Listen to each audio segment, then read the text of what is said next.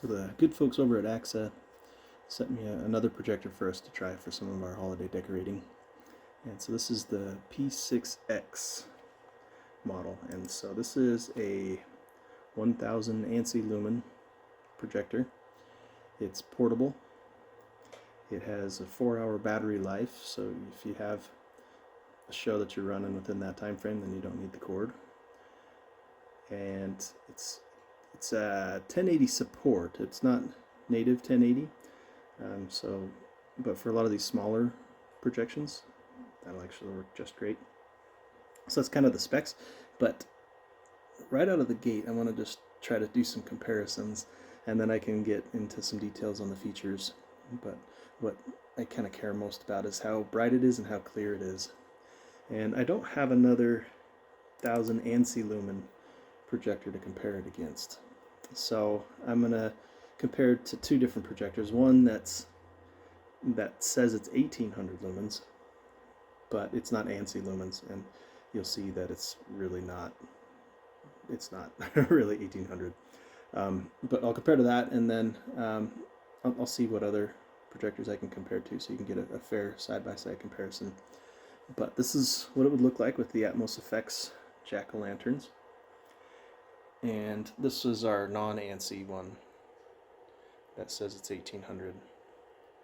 And just to be a fair comparison too, I had to get this cheaper projector back far enough for it to not be blurry, but let's put it just as close as the other ones for brightness checks. And there's no contest.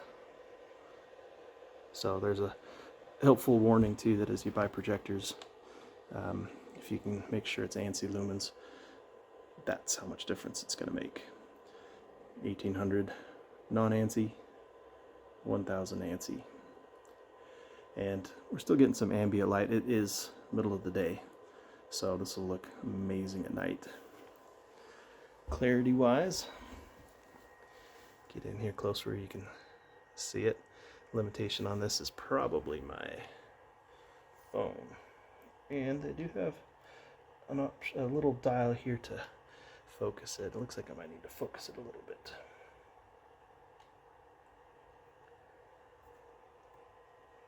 There's the dial. There we go. Oh yeah, there we go. That helped.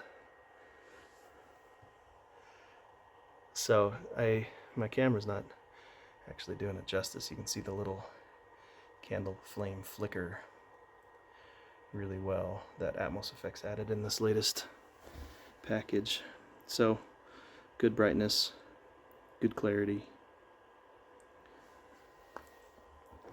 And in terms of size, so here's this one, and here's the AXA. So the AXA is actually smaller too. A little bit smaller, a little more portable, runs off battery, and is much brighter. And even with the blinds fully open and have a full daytime, still showing up really good.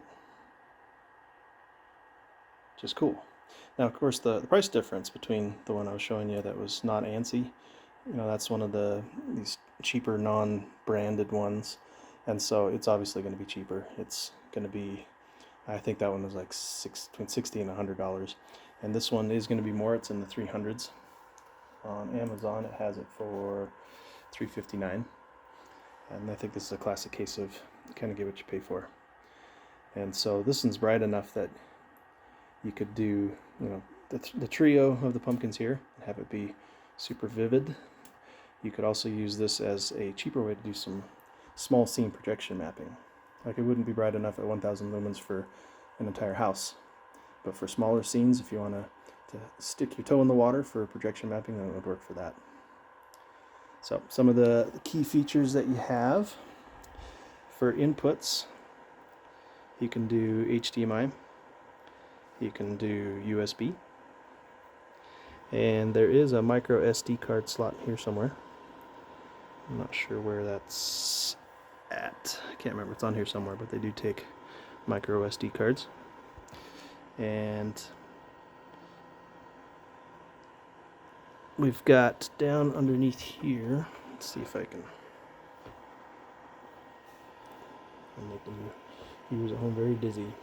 There's just a little dial right there to help focus, which is kind of nice because these other cheaper projectors, I've also noticed that over time they're getting stiff and I'm having a hard time focusing them. As I mentioned, it will run on battery, and this is the indicator light for how much battery life it has. And the internal speakers aren't bad. Let's turn this up.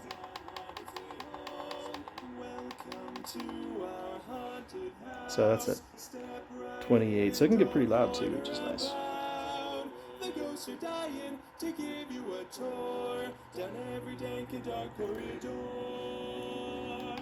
So I'm a big fan of getting the right tool for the job. So for what I'd use this projector for its use case and what it's marketed for, it's awesome.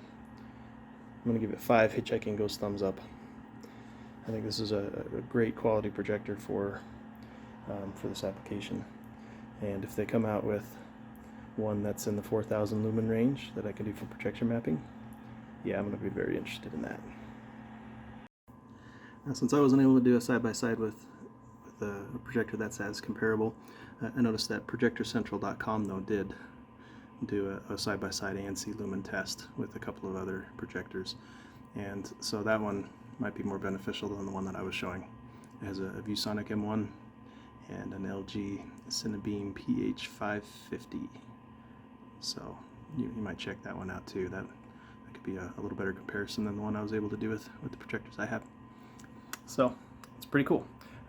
Those boxes underneath the pumpkins are for us to start dabbling in wedding projection mapping too, and so this would be something perfect for that because it's so portable and to run on a battery.